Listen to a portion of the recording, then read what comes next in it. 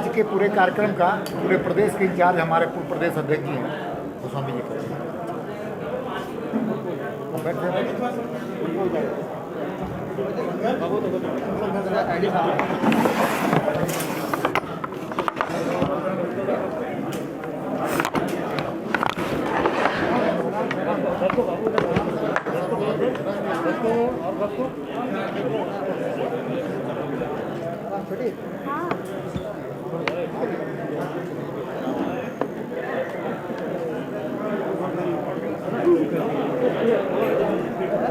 आज 25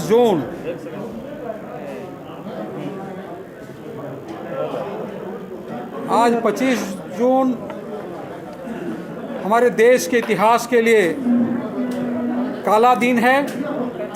आज से 47 वर्ष पूर्व 25 जून 1975 को कांग्रेस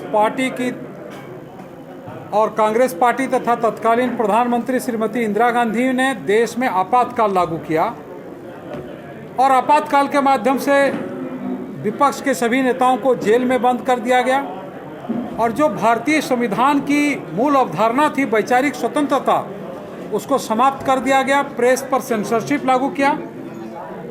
तो आज भारतीय जनता पार्टी झारखंड प्रदेश ने यहाँ मुख्य प्रोग्राम हुआ और प्रदेश के सभी जिला मुख्यालयों पर कार्यक्रम हुआ। रांची के कार्यक्रम में हमारे प्रदेश अध्यक्ष श्री दीपक प्रकाश जी की अध्यक्षता में मुख्य समारोह यहाँ हुआ, जिसमें विधायक दल के नेता आदरणीय श्री बाबूलाल मरांडी जी और विशेष रूप से जो आपातकाल और 74 आंदोलन में जेल में गए और जेल में उत्पीड़न को सहा, ऐसे महानुभावगणों को सम्मानित करने का मौका मिला। श्री सीपी सिंह जी रहे, डॉक्टर सुरमणि सिंह जी कार्यक्रम में उपस्थित रहे, श्री प्रमोद मिश्रा सहित अनेक ऐसे साथी जो 47 साल पूर्व जेल में थे और जेल में उत्पीड़न को सहा, ऐसे सभी लोगों का सम्मानित हुआ है। आज के कार्यक्रम का प्रमुख उद्देश्य है, भारतीय जनता पार्टी लोकतंत्र पर आस्था रखती है। हम लोकतंत्र को किसी भी हालत में लोकतंत्र को हनन होने नहीं देंगे। लोकतंत्र की जड़ें और गहरी हो, लेकिन दुख के साथ कहना पड़ता है जो 47 साल पहले कांग्रेस पार्टी ने और तत्कालीन प्रधानमंत्री श्रीमती इंदिरा गांधी ने जो तानाशाही रवैये के तहत लोकतांत्रिक मूल्यों की हत्या की थी, आज वो मानसिकता के लोग आज भी राजनीति में विद्यमान हैं।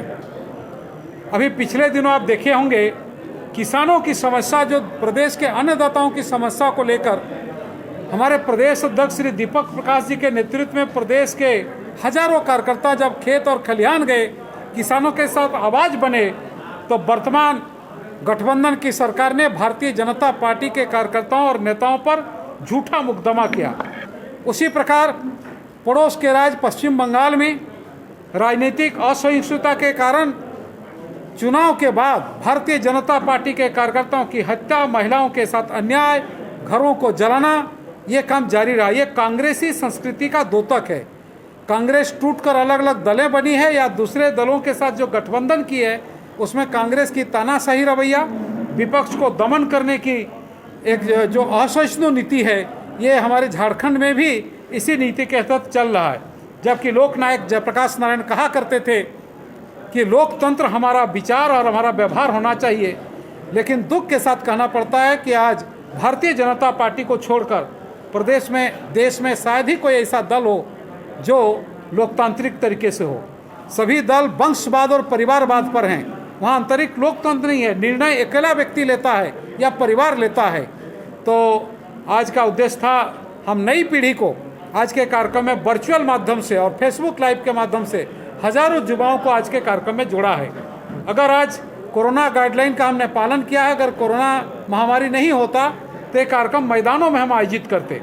और प्रदेश के सभी 27 जिलों में जो संख्यात्मक जिले हैं, आज कार्यक्रम हो रहे हैं। बड़े उत्साह के साथ कार्यक्रम हो रहे हैं। और प्रदेश के ऐसे 74 आंदोलन के, जिसको हम कहते हैं दूसरी आज़ादी की लड़ाई के योद्धाओं को सम्मानित करने का झारखंड में हम लोगों ने काम किया है।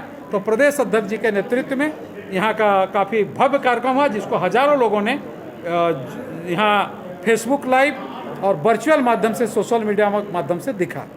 बहुत बहुत धन्यवाद। 7 बरस से देश जो है वो असली आपातकाल को झेल रहा है, घोषित आपातकाल को झेल रहा है। देखिए, black day of the Indian history, काला दिवस 25 जून को हम इसलिए मनाते हैं कि वो प्रवृत्ति आज भी कांग्रेस और उनके सहयोगी दलों के आत्मा में है, उनके कार्य पद्धति में है। आज कांग्रेस के जो पार्टी है वो तानाशाही प्रवृत्ति और परिवारवाद पर आधारित पार्टी है। झारखंड मुक्ति मोर्चा परिवारवाद पर पार्टी है, आरजेडी परिवारवाद पर पार्टी है, और ये तीनों दलों का गठबंधन ही यहाँ पर सरकार चला रही है। जिनको परिवार के अलावा किसी पर विश्वास नहीं है वो लोकतंत्र के पर क्या विश्वास करेंगे। इसीलिए भारतीय जनता पार्टी के झारखंड प्रदेश को ज़्यादा कार्यकर्ताओं की ज़्यादा जिम्मेवारी है कि इनको लोकतांत्रिक मूल्यों पर विश्वास नहीं है, लोकतांत्रिक संस्थाओं पर विश्वास नहीं है, संवैधानिक संस्थाओं पर विश्वास नहीं है। इसलिए कांग्रेस के लोग आज प्रायश्चित दिवस मनाए कि देश के साथ उसने गद्दारी किया था, संविधान को हनन करने का काम किया था, और कांग्रेस के जितने नेता हैं प्रदेश स्तर से जिला स्तर से लेकर राष्ट्रीय स्तर के नेता आज प्रायश्चित दिवस मनाने का काम करें और जनता से क्षमा मांगने का काम करें कि जनता के मौलिक अधिकारों को हनन किया था। 1,11,000 से ज़्यादा लोगों को नज़रबंद किया गया था, जेल में डाला गया था, ऐसे कई पत्रकार को, ऐसे कई बुद्धिजीवी को। और आपको जानकर के आश्चर्य होगी, फणिस्कर नाथ रेणु जैसे जो बड़े कवि थे उन्होंने पद्मश्री अवार्ड को वापस कर दिया था। जयप्रकाश जी को समझौता करने के लिए लोग गए थे। जब जयप्रकाश जी ने लोकतंत्र के खिलाफ जिन लोगों ने काम किया था, देश में तानाशाही लाने का काम किया था, उसके साथ समझौता नहीं किया था। इसीलिए देश आगे बढ़ा, देश जीता, लोकतंत्र जीता। आज फिर से वही प्रवृत्ति, कांग्रेस के लोग वही काम कर रहे हैं। सर एम्स की लड़ाई में एम्स का उद्घाटन कर लिया, ये क्या ऐसा जस्टिफाई करेंगे? देखिए, एम्स की उद्घाटन की बातें जो आप कह रहे हैं, यहाँ की सरकार ने स्वास्थ्य मंत्री को लिखकर भेजा कि कोरोना है, इसीलिए अभी उद्घाटन को स्थगित किया जाए। एम्स जैसा संस्था भारतीय जनता पार्टी की केंद्र की सरकार, भारतीय जनता पार्टी के वहाँ के स्थानीय सांसद और विधायक, भारतीय जनता पार्टी की पिछली सरकार, पूर्ववर्ती सरकार के प्रयास से एम्स आया है। कांग्रेस का 70 साल 60 साल का शासनकाल में पूरे देश में एक एम्स था, लेकिन मोदी जी की सरकार ने देश में कई एम्स खोलने का काम किया। उसके अलावा पिछली सरकार ने 3 मेडिकल कॉलेज खोलने का काम किया था। आज ये बताए कि जो पुराने हॉस्पिटल थे उनके आधारभूत संरचना को ख़त्म करने का काम किया। ये सब लोगों ने कोरोना में देखा है। कैसा देखा है?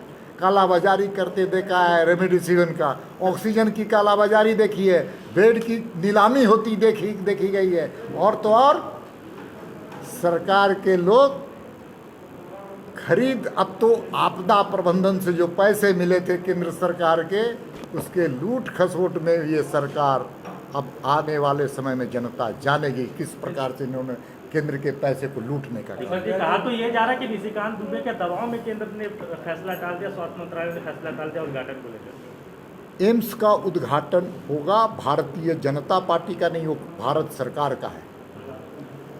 राज्य के एम्स केवल एक जिले का नहीं है, एम्स पूरे प्रदेश का है। और हमारे लिए वो शान का विषय है कि मोदी जी ने हम सब लोगों के लिए एम्स दिया है, केंद्र की सरकार ने दिया है। हर्षवर्धन जी के नेतृत्व में वहाँ पर एम्स बना है, इसलिए सभी सांसद वहाँ उपस्थित रहेंगे। इस राज्य के सभी सांसद उस उद्घाटन समारोह में उपस्थित रहेंगे।